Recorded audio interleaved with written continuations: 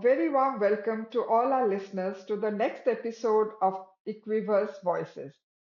Here, as always, we delve into the various facets of gender inclusion and equity, exploring different pathways to restore a more gender equitable universe and Equiverse. In today's episode, we are looking at gender equity in leadership and corporate careers and how fostering meaningful connections can drive this transformation.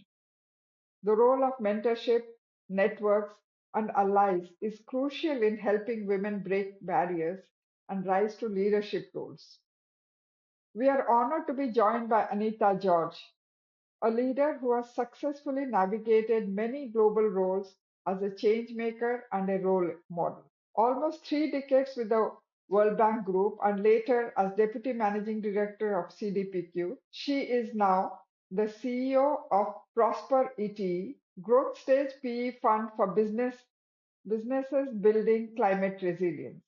Joining Anita is Binu Wadhwa, another leader with deep expertise in driving organizational change and promoting inclusive practices, especially gender equity. Now, let's listen to this very enriching discussion between Anita and Binu. Over to you, Binu.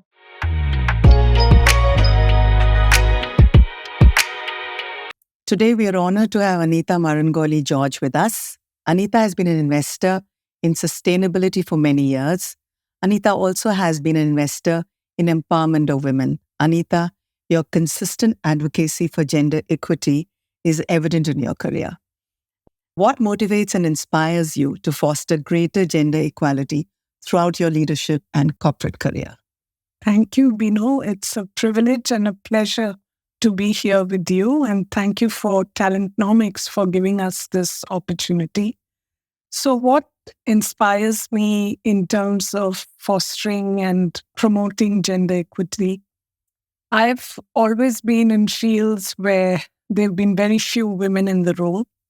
And it always sort of prompted me to ask myself the question, why is that? And I also realized that when there are more women in the room, you have a greater voice and you have more fun. So it became a passion with me. And when I look at the world outside, I feel very strongly that organizations should reflect what the world outside looks like. And something that I have seen is that when you make the effort, so I've always ended up in teams where there will be like 3 women out of 60 or 10 women out of 100. And I've made it like a cause to go around and make sure that we tilt the balance. And I'm very proud to say most of the organizations have succeeded in doing that.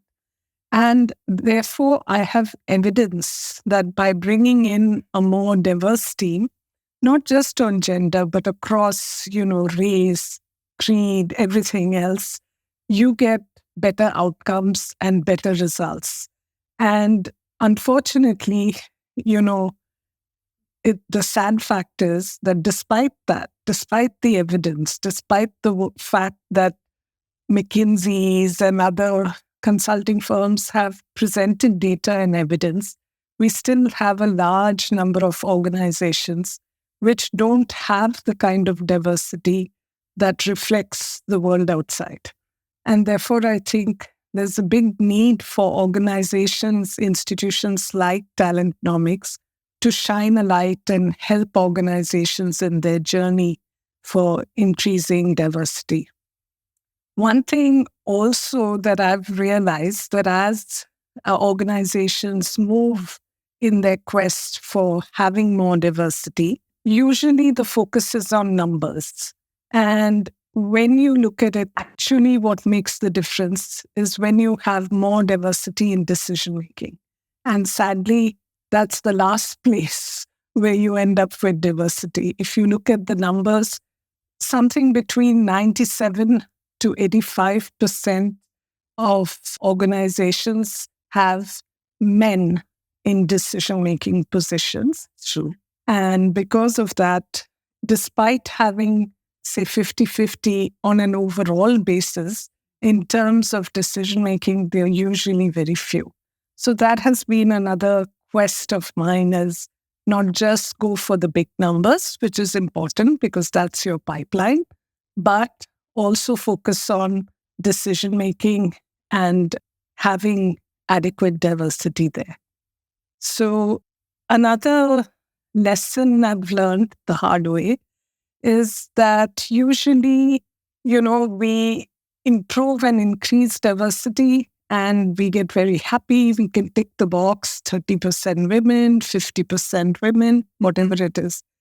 But the hard part, I think, for all of us as leaders is how do we improve inclusiveness so that the women and the diverse candidates that we have in our organization actually thrive.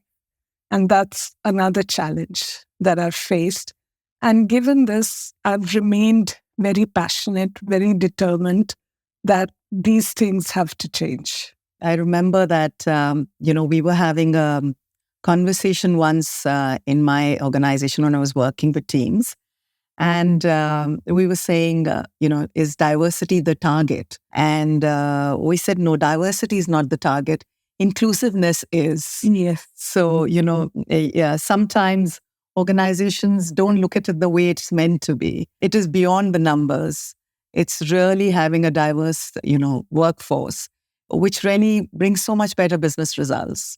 Works for individuals, works for the business as well. How do you think the challenges have of today, are they different from the challenges that you saw in your career when you started your career? And are there any learnings or experiences that you can share for the listeners of today's world? So I hope to God that there are changes in my early days. I'll share some incidents and maybe our listeners will say, oh no, it's no longer like that. Or maybe they'll say, oh, it's still like that. Yeah. But one that stuck in my mind was one of my first interviews post-graduation was with a very large global firm. And I had many rounds of interviews and I reached the final round and the head of HR and the CEO of the company were there. So they asked me the question if I was single. And I said, yes. And then they said, what would happen if you get married? So I said, I'd continue working. Right. So then they elaborated and they said, but what happens if your husband has to move in his career? So it took me aback a little bit. And so the answer that came straight from my heart. And I said, well, if I love the job as much as I love my husband, I'd have to choose. So the CEO was very smart. And he said, okay, so you're telling us that we have to make you love the job, that you have to love your job. So I said, absolutely. And I got the job. But I hope that people are not asking those questions today. And that's just a small example, but I've had other examples which I think still people struggle with. Mm-hmm. For example, my kids were born and I continued to work. And so, you had to juggle in terms of nursing your babies or pumping or whatever. And in most of the infrastructure teams that I worked with are all male and older male. And so, it was awkward reactions. Some were embarrassed. Some thought I was taking a siesta every afternoon. But I just persisted and I said, I want to continue working. I want to be as good a professional as I can. So you, organization, have to make that possible for me. And what happened was that over time, that became a norm. And today, not just in that organization, but in many, there are lactation rooms and other facilities for women who are in that stage of their life and career. So I would hope that that has also changed. And if it has not, my advice to our listeners would be vocal, demand for a room with a lock and take that siesta. So, and it's true. I think lots has changed. People are definitely are more aware of some of the things that they need to be sensitive to if they want to be more inclusive and diverse as organization. But it could be that something that women today could be dealing with, maybe smaller organizations who don't have the resources, or Correct. maybe in tier 2 cities, maybe Yes. maybe this is more a metro or multinational organizations that you see. What advice? Shop floor, exactly. It becomes very difficult. Any advice for them? What should they do to?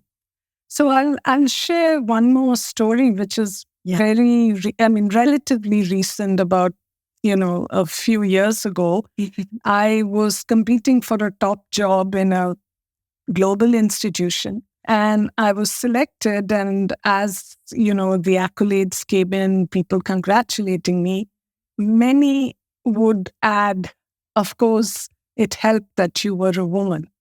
And it would just infuriate me to hear that back.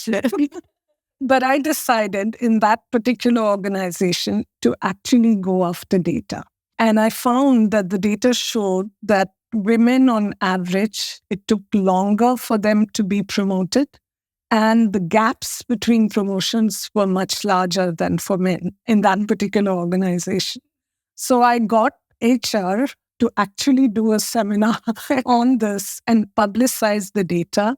And every time somebody made this comment, I would throw the data and say, "Look, here, the fact speaks for itself." So one big advice I have is really know the data and use it very effectively and let the data talk for you.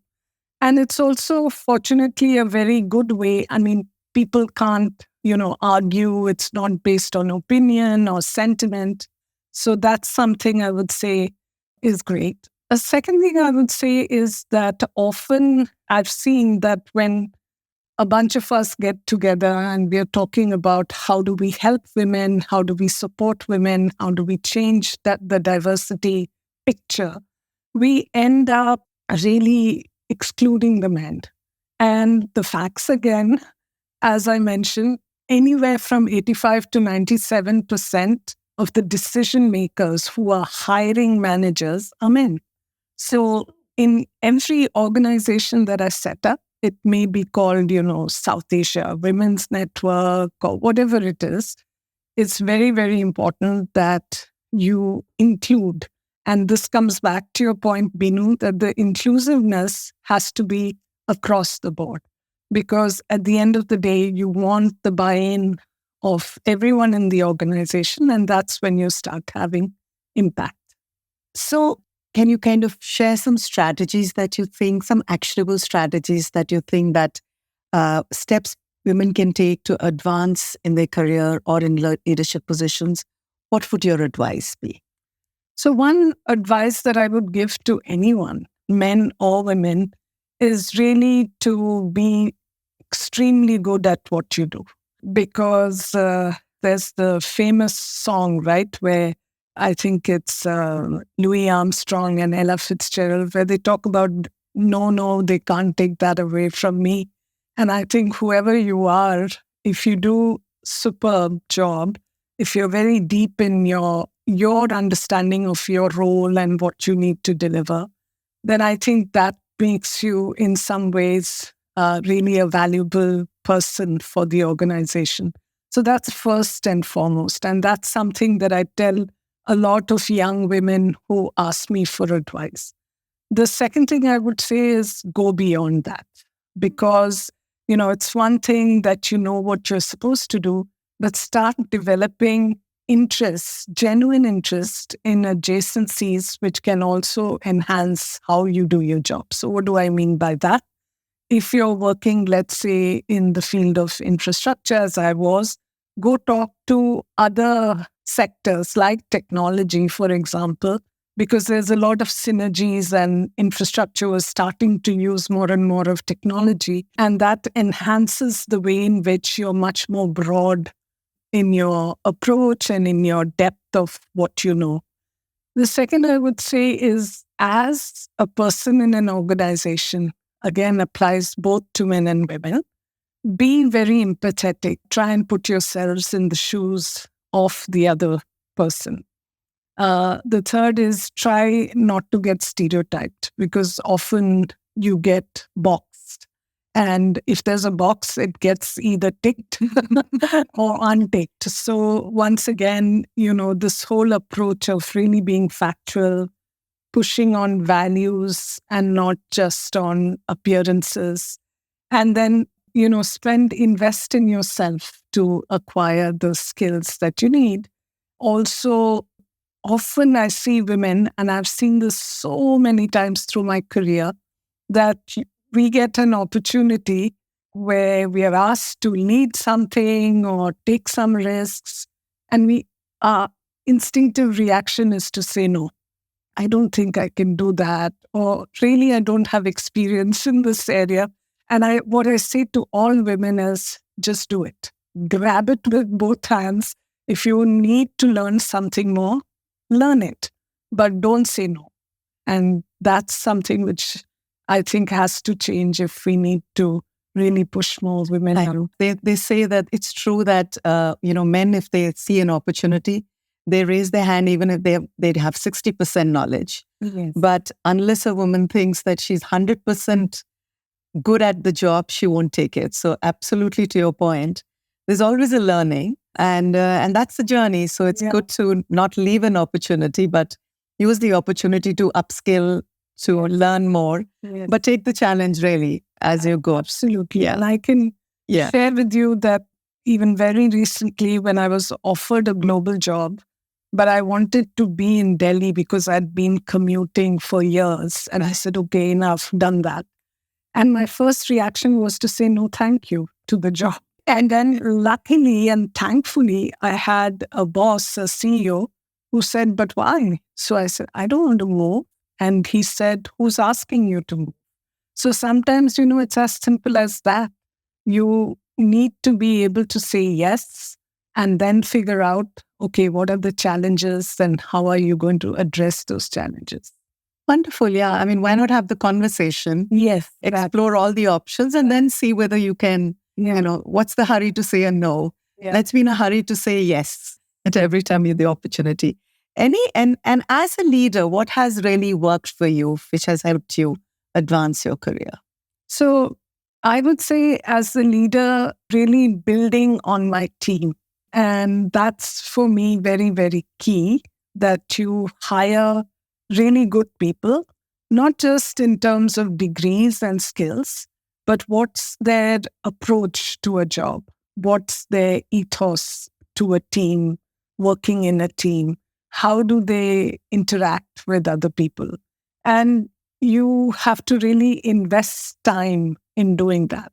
So especially coming out of a hybrid type of working environment, or, during the heart of COVID, when we couldn't meet people, it showed me that really having a face-to-face conversation, looking into the person's eyes, always gives you a lot of hints. Right. So I would say hire the right team. And if you make mistakes, which I have in the past, of then discovering that usually, the mistakes are not on skills, because people who've been trained a certain way, who've had that job experience, it's not the skills where you end up botching, but it's on things like attitude, ethics, how they treat other people in the team. And my advice as a leader is always take that hard step to let go compassionately, but let go of that person if there's no fit in the team. And this is one of my personal weaknesses, because I find it very hard to do.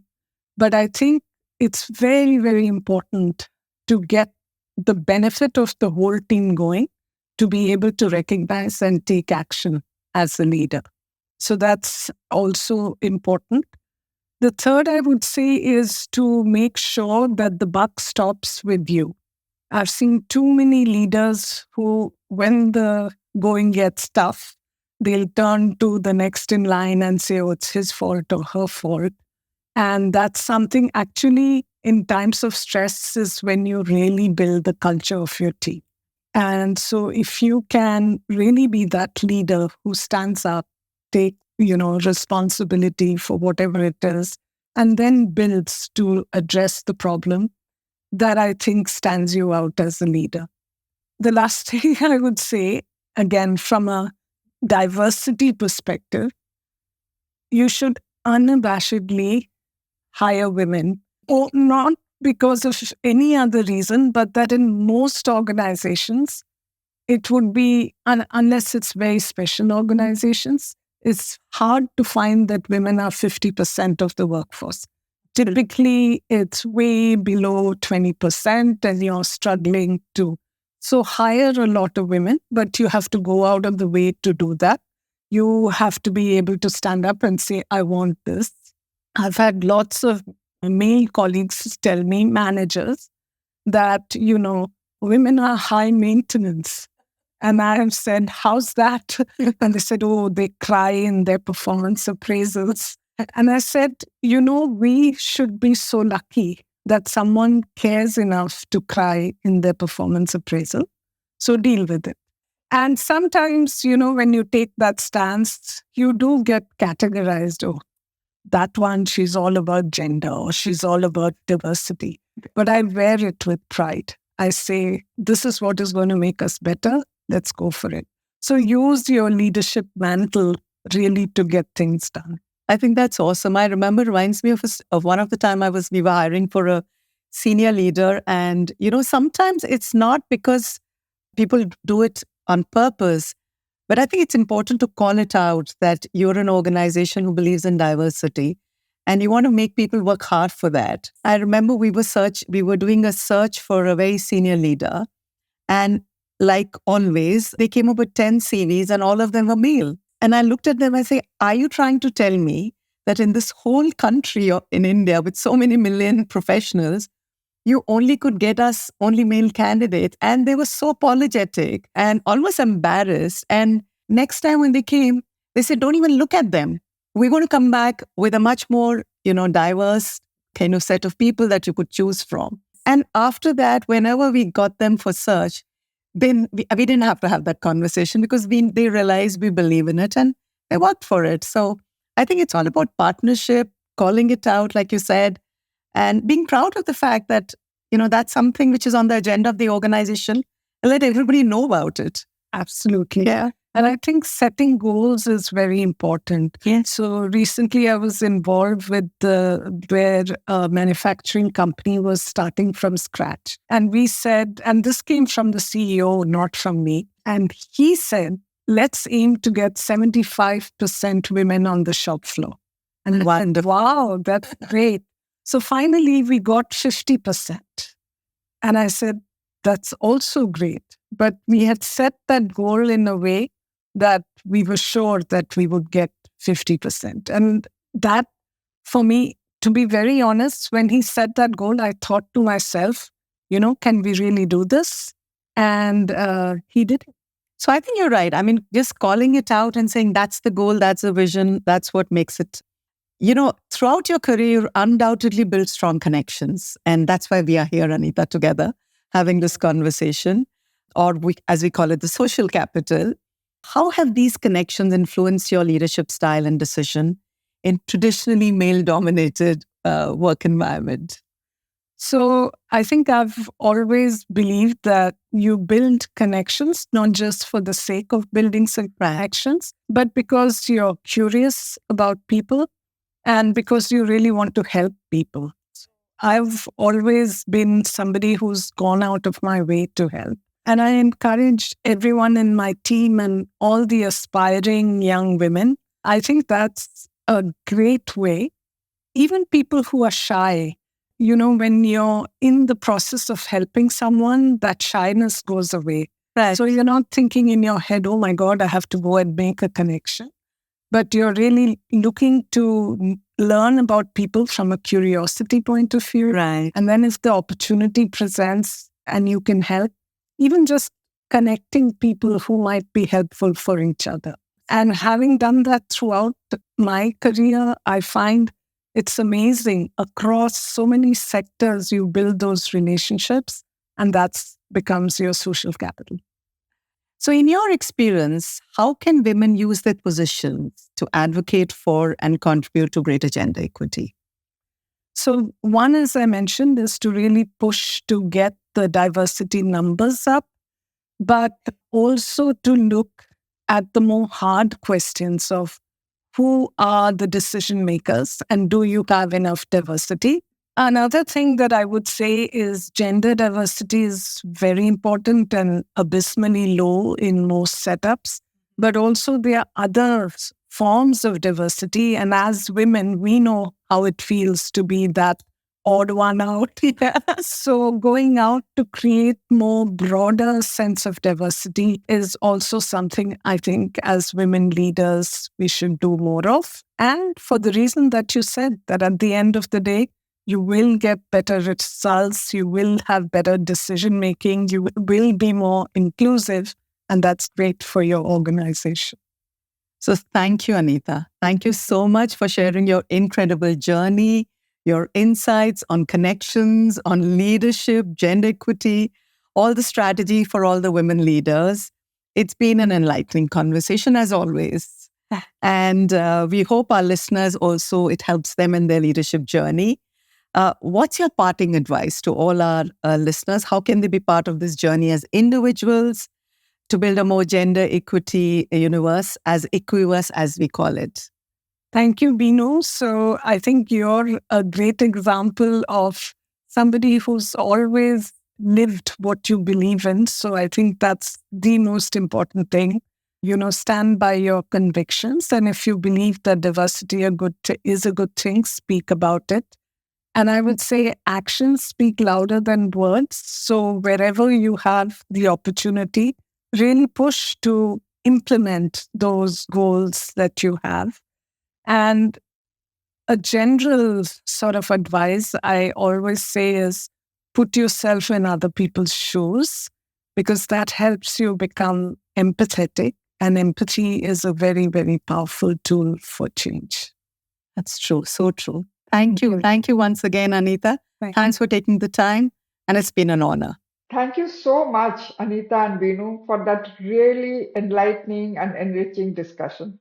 It's truly inspiring to hear from two leaders who have been at the forefront of driving change and fostering gender equity across the global organizations. To our listeners, thank you for joining us today. We look forward to having you with us in our next episode as we continue exploring the paths towards a more gender equitable world. We would love to hear from you, your ideas, your suggestions, and reactions to these conversations. Stay inspired, stay connected, and let's keep pushing for an Equiverse. Thank you so much for tuning in.